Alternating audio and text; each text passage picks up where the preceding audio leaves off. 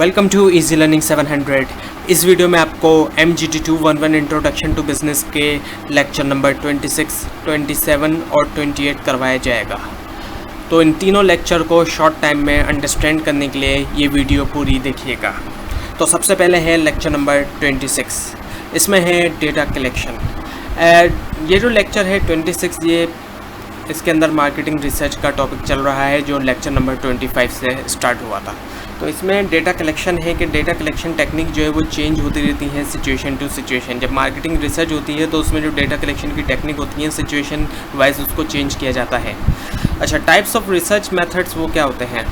Research methods की जो types हैं वो है ऑब्जर्वेशनल रिसर्च। इसके अंदर क्या होता है, ऑब्जर्व किया जाता है चीज़ों को और ओपिनियन बनाई जाती है उनके बारे में। इसमें किसी से कुछ पूछा नहीं जाता। जबकि सर्वे मेथड जो है उसके अंदर जो है वो पूछा जाता है। किस तरीके से? वो क्वेश्चनियर के थ्रू होता है। एक क्वेश्चनियर दिया जाता है जिस पर कुछ क्वेश्चंस लिखे होते हैं और उनके आंसर देने होते हैं जिनसे इन्फॉर्मेशन लेनी होती है। और इंटरव्यू के थ्रू भी इन्फॉर्मेशन ली जाती है। और इंटरव्यू तब यूज़ किया जाता है जब डिटेल इन्फॉर्मेशन की ज़रूरत होती है। फोकस ग्रुप क्या है? फोकस ग्रुप एक ऐसी टेक्निक है जो प्रॉब्लम आइडेंटिफिकेशन स्टेज पे अप्लाई होती है। इसमें क्या होता है, एक सिलेक्टेड लोगों का जो ग्रुप होता है, ग्रुप इज़ सिलेक्टेड, ग्रुप जो है सिलेक्ट किया जाता है प्रोसेस के थ्रू और इनवाइट किया जाता है एक जगह पर जहाँ पर उनकी मीटिंग होती है मीडिएटर के थ्रू। और मीडिएटर कौन होता है? ये वो शख्स होता है जो मॉनिटर करता है, कंट्रोल करता है, कोऑर्डिनेट करता है एक्टिविटीज़ को।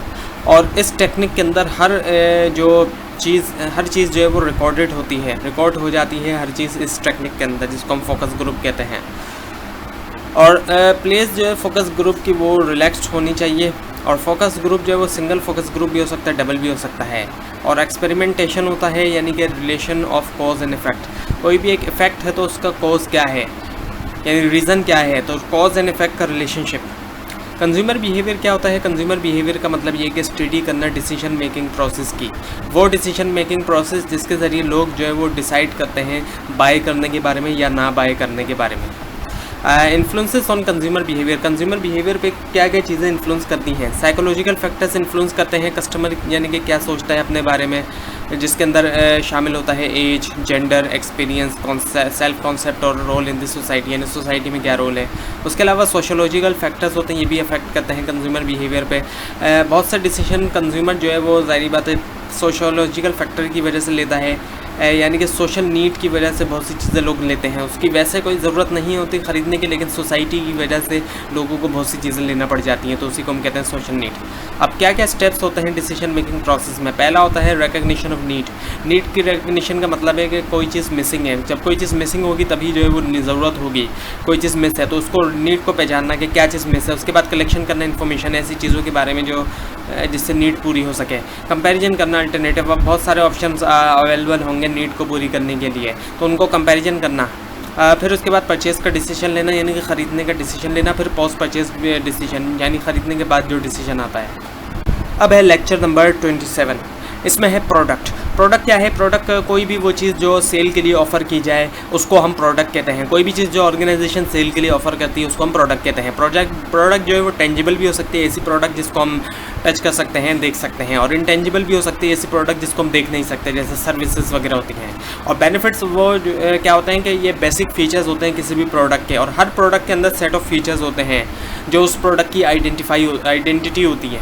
अच्छा, क्लासीफाई अगर हम करें प्रोडक्ट को तो बहुत तरीक़ों से कर सकते हैं, लेकिन मेनली जो क्लासिफिकेशन होती है प्रोडक्ट की वो कंज्यूमर प्रोडक्ट होती है और इंडस्ट्रियल प्रोडक्ट्स होती हैं। कंज्यूमर प्रोडक्ट वो होती हैं जो कंज्यूम की जाती हैं, और इंडस्ट्रियल प्रोडक्ट होती हैं जो इंडस्ट्री में यूज़ होती हैं, जो होम यूज़ नहीं हो सकती। अब कंज्यूमर प्रोडक्ट की भी कई सारी कैटेगरीज हैं, जैसे कन्वीनियंस गुड। कन्वीनियंस गुड वो होते हैं जो ईज़िली कस्टमर बाय कर लेता है, जिसके बारे में कम्प्लीटली अवेयरनेस होती है प्रोडक्ट के बारे में और फ्रीक्वेंटली बाय करता है। डेली यूज़ की जो चीज़ें होती हैं वो इसके अंदर फॉल करती हैं, जैसे कि फॉर एग्जांपल ब्रेड है, ग्रोसरी आइटम्स वगैरह हैं, तमाम जो है वो कन्वीनियंस गुड में होते हैं जो बायर ईजिली बाय कर लेता है। उसके अलावा शॉपिंग गुड्स होता है। शॉपिंग गुड्स में क्या होता है कि कंज्यूमर जो है वो कंपेयर करता है प्राइस को, क्वालिटी को चीज़ की, जैसे ड्रेस वगैरह हैं, तो ये तमाम जो है वो शॉपिंग गुड्स के अंदर आ जाता है। और जो तीसरा है कंज्यूमर गुड की टाइप, वो है स्पेशलिटी गुड। ये जो ऐसा है जिसमें थोड़ा टाइम लगता है कंज्यूमर को, और ये ऐसी प्रोडक्ट होती है जिसमें कस्टमर की स्ट्रॉन्ग ब्रांड लॉयल्टी होती है। जैसे वीहाइकल है, कोई गाड़ी है, उसके अंदर कस्टमर जो है वो ज़ाहिर बात है कि स्ट्रॉन्ग ब्रांड लॉयल्टी होती है, या फिर कोई फ़ोन है, तो ये जो है स्पेशलिटी गुड में आ जाते हैं। इंडस्ट्रियल गुड्स कौन से होते हैं? ये वो गुड्स होते हैं जो इंडस्ट्री में यूज़ होते हैं। ज़ाहिर बात है ये घर के इस्तेमाल की चीज़ें नहीं होती, इंडस्ट्री में यूज़ होती हैं। इसकी कैटेगरीज़ हैं कैपिटल आइटम्स है और एक्सपेंस आइटम्स है। कैपिटल आइटम्स कौन कौन से होते हैं? ये लॉन्ग लाइफ और एक्सपेंसिव गुड्स होते हैं, और कुछ ऐसे भी होते हैं कैपिटल आइटम जिनके लिए कॉपीराइट्स भी ख़रीदना पड़ सकता है, तो इनको कहा जाता है कैपिटल गुड्स। कैपिटल गुड्स भी इनको कहा जाता है, यानी कैपिटल आइटम भी और कैपिटल गुड्स भी कहा जाता है। और एक्सपेंसिव आइटम्स कौन कौन से होते हैं? ये जो रॉ मटेरियल भी हो सकता है, सम यूटिलिटी आइटम्स भी होते हैं जैसे ऑयल है, ग्रीस है, और कुछ टूल्स वगैरह भी हैं। अच्छा, प्रोडक्ट मिक्स क्या है? वो तमाम प्रोडक्ट्स जो एक ऑर्गेनाइजेशन ऑफर करती है उसको हम कहते हैं प्रोडक्ट मिक्स। एक ऑर्गेनाइजेशन जितनी भी प्रोडक्ट्स बेच रही है, सपोज अगर 100 प्रोडक्ट्स बेचती है, 100 प्रोडक्ट्स एक ऑर्गेनाइजेशन बेच रही है, तो उन तमाम प्रोडक्ट्स का हम कहेंगे प्रोडक्ट मिक्स है ये। और प्रोडक्ट लाइन क्या है? प्रोडक्ट लाइन का मतलब है वो तमाम प्रोडक्ट्स जो एक दूसरे से मिलती जुलती हैं। फॉर एग्जांपल एक कंपनी जो है वो शैम्पू भी बनाती है, शैम्पू भी सेल कर रही है, ऑफ़र कर रही है, और जेल भी। अब दोनों ही हेयर से रिलेटेड प्रोडक्ट है, यानी बालों से रिलेटेड, और तो दोनों आपस में काफ़ी सिमिलर हैं। दोनों सेम तो नहीं है, ज़ाहिर बात है दोनों शैम्पू नहीं है, लेकिन दोनों आपस में एक दूसरे से मिलती जुलती हैं, तो इसको हम कहेंगे प्रोडक्ट लाइन। तो कंपनी क्या करती है? एक ही नाम से वो 2 प्रोडक्ट बेचती है, मतलब यानी कि एक दूसरे से रिलेटेड, तो उसको हम कहते हैं प्रोडक्ट लाइन। अब स्टेप्स हैं प्रोडक्ट डेवलपमेंट के, किस तरीके से एक प्रोडक्ट डेवलप की जाती है, यानी बनाई जाती है। तो उसके अंदर है रिकग्निशंस की जाती है अनसेटिस्फाइड नीड की, कस्टमर्स की कौन कौन सी नीड पूरी नहीं हो रही। उसके बाद आइडिया को जनरेट किया जाता है कि क्या मतलब उसको सॉल्व किस तरीके से हम करेंगे, जो कस्टमर की प्रॉब्लम है किस तरह की कि हम प्रोडक्ट लेकर आएंगे। फिर उस आइडिया की स्क्रीनिंग की जाती है, उस आइडिया की इवैल्यूएशन एग्जामिनेशन की जाती है कि वो आइडिया कितना बेहतर है, क्या ये सॉल्व कर पाएगा प्रॉब्लम या नहीं। फिर प्रोटोटाइप किया जाता है। प्रोटोटाइप एक तरह का मॉडल होता है जो टेस्टिंग के लिए डिज़ाइन किया जाता है, फिजिकली तौर पे एक मॉडल तैयार कर दिया जाता है। तो उसके बाद जब प्रोटोटाइप तैयार हो जाता है तो फिर टेस्टिंग की जाती है प्रोडक्ट की। और टेस्टिंग भी 2 तरह की होती है, एक लेबॉर्ट्री में टेस्ट की जा सकती है और मार्केट के अंदर भी टेस्ट की जाती है, या फिर टेस्ट मार्केटिंग जिसको कहते हैं। इसमें क्या होता है कि ट्रायल बेसिस के ऊपर प्रोडक्ट को सोल्ड किया जाता है, देखा जाता है कि मार्केट में उसकी कितनी एक्सेप्टेंस है। फिर जब टेस्ट भी हो गए प्रोडक्ट तो फिर कमर्शलाइजेशन शुरू हो जाती है, इनके प्रोडक्ट जो है वो कमर्शियल बेसिस के ऊपर सेल होना शुरू हो जाती है, और इस कॉन्सेप्ट को हम मास मार्केटिंग भी कहते हैं। अब है लेक्चर 28 जो इस वीडियो का लास्ट लेक्चर है। इसमें सबसे पहले है प्रोडक्ट लाइफ साइकिल। अच्छा, प्रोडक्ट लाइफ साइकिल होती है, हर प्रोडक्ट की लाइफ साइकिल होती है। जब प्रोडक्ट इंट्रोड्यूस होती है उसके बाद उसकी सेल ग्रो होती है, और फिर एक वक्त आता है कि प्रोडक्ट की सेल ख़त्म होना शुरू हो जाती है। तो पहला स्टेज जो होता है वो है इंट्रोडक्शन स्टेज। इंट्रोडक्शन स्टेज वो होती है जिसमें एक नई प्रोडक्ट मार्केट के अंदर आती है, और जब कोई नई प्रोडक्ट आती है तो जाहिर बात है उसके बनाने वाले जो मैन्युफैक्चरर होते हैं वो भी बहुत कम होते हैं मार्केट के अंदर। उसके बाद फिर जो स्टेज आती है वो आती है ग्रोथ स्टेज। ग्रोथ स्टेज में क्या होता है कि प्रोडक्ट जब मार्केट में इंट्रोड्यूस हुई थी उस वक्त तो सेल कम थी, लेकिन इस स्टेज में आके प्रोडक्ट की सेल बढ़ना शुरू हो जाती है। जो पुराने कस्टमर होते हैं वो भी ख़रीदते रहते हैं, उनकी तरफ से भी रिपीटेड ऑर्डर्स आ रहे होते हैं, और जो नए कस्टमर होते हैं वो भी मार्केट में आ जाते हैं, वो भी ख़रीदना शुरू कर देते हैं। फिर आ जाती है मैच्योरिटी स्टेज, ये पीक होती है। इसमें क्या होता है कि सबसे ज़्यादा सेल हो रही होती है और एकदम प्रोडक्ट के बारे में अवेयरनेस होती है कस्टमर्स को। तो जब बाकी सेलर्स देखते हैं कि एक प्रोडक्ट की बहुत ज़्यादा सेल हो रही होती है तो वो भी उस प्रोडक्ट को बेचना शुरू कर देते हैं, तो सेलर्स की तादाद भी फिर बढ़ना शुरू हो जाती है जब वो प्रोडक्ट का देखते हैं कि बिक रही है।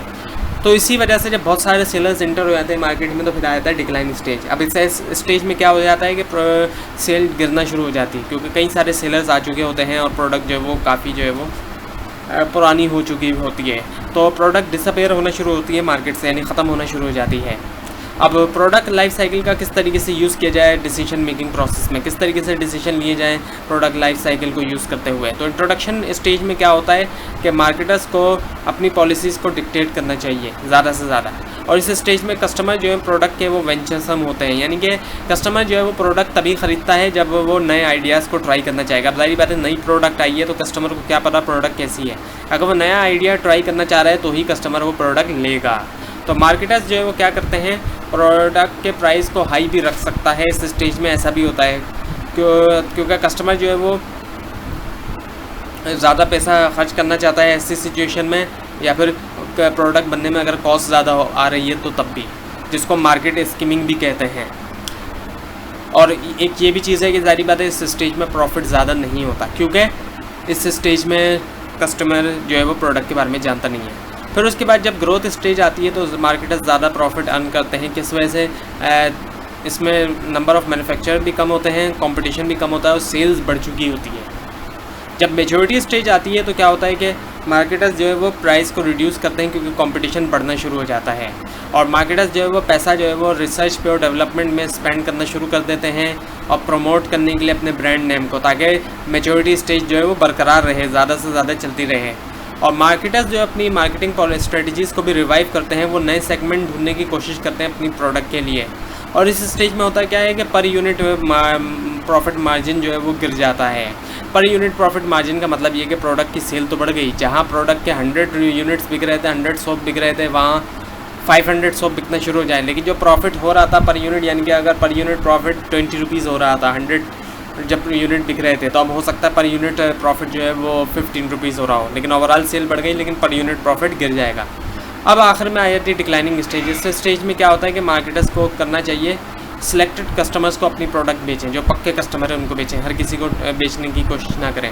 और मार्केटर्स को चाहिए कि नए इनोवेशन जो है वो इंट्रोड्यूस करें ताकि प्रोडक्ट की सेल जो है वो बरकरार रहे, बढ़ती रहे, वरना अगर नहीं करेंगे तो प्रोडक्ट वैसे ही गिर रही है सेल और वो ख़त्म हो जाएगी। अच्छा, ब्रांडिंग प्रोडक्ट्स का कॉन्सेप्ट अब आया है, तो ब्रांडिंग को समझने से पहले ब्रांड को समझना ज़रूरी है। ब्रांड के बारे में आपने अक्सर सुना होगा कि ब्रांडेड प्रोडक्ट और ये वो। अब ब्रांड कैसे हैं?